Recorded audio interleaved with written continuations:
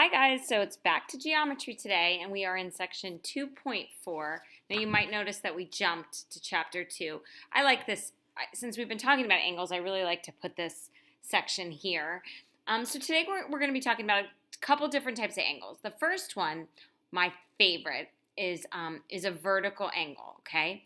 And vertical angle are two angles whose sides are opposite rays. Now let's remember, opposite rays form a straight line, okay? So those are a pair of opposite rays.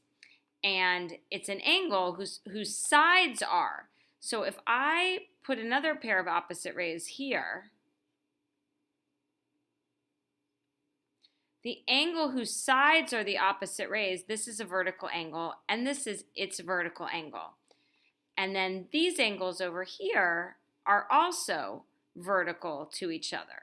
So you can see that their sides form opposite rays. There's the black ones. All right, those are vertical angles, but what I really love about vertical angles, and we're going to investigate this on the computer, is the vertical angle theorem, okay? So the vertical angle theorem, again, vertical angles are two angles whose sides are opposite rays. The vertical angle theorem says that vertical angles are congruent, which means you know that their measures are equal.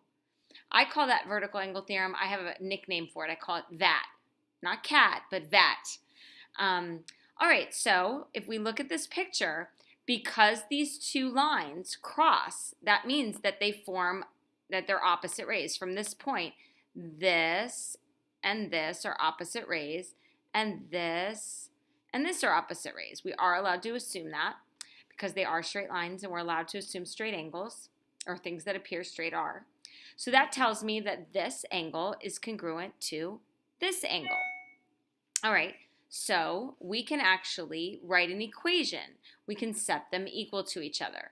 So we can say that 3x plus 15 equals 75, and we can now solve for x. So we can subtract 15, getting 3x equals 60, and then divide by 3. So x equals 20. Again, we're going to box our answers because we should always indicate where our answer is. Notice again, practicing that working vertically.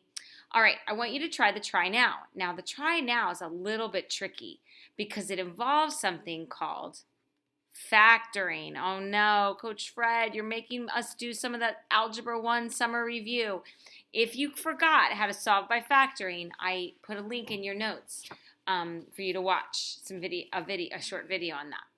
All right, second pair of angles I want to talk about today is linear pair angles. Now, if I didn't know what those were, hopefully you might actually break down the word linear. Well, that means a line. Pair, that means two. An angle is just an angle. So two angles that form a line, well, actually, it's a pair of adjacent angles that form a straight angle. So we know a straight angle looks just like that. And we know that adjacent angles are right next to each other, meaning they share a side. So if I put this as angle, I'm going to mark it angle 1 and angle 2. Angle 1 and angle 2 form a straight angle. There's that horizon that they form. So those would be called linear pair angles. So that means that angle 1 plus angle 2 would have to equal 180 degrees because, remember, a straight angle has the measure of 180 degrees. All right, so let's look at this example. You see that I have a straight line ABC, or segment, but if I put arrows, they'd be lines. So I'm going to go ahead and do that. And I can see that they form a linear pair. So I can use that idea that they form a straight angle to write an equation. 7q, minus 46, sorry about that, minus 46 plus 3q plus 6 equals 180 degrees. All right, so now I got to do some work. Got to add some numbers here. Combine the like terms. So 7q and 3q are like terms. So that's 10q. Negative 46 plus 6. So I have a negative and a positive, which gives me a negative 40 equals 180. All right, now I'm going to balance the equation. I'm going to bring that 40 to the other side by doing the opposite operation. So plus 40. So I get 10q equals 220. All right, divide by 10 on both sides. And so q equals 22. Just a pre-algebra review right here. When you're dividing 220 and 10, they both have zeros. You can cancel one of the zeros. So it would be 22 over 1, which is 22. All right, guys. So q equals 22. All right, now there is a try now. The try now, not as hard as the vertical angle one, but you have to look very carefully for the linear pair angles. So look hard. The answers to this are posted on the topics page on the completed note set. All right, guys, have a great night.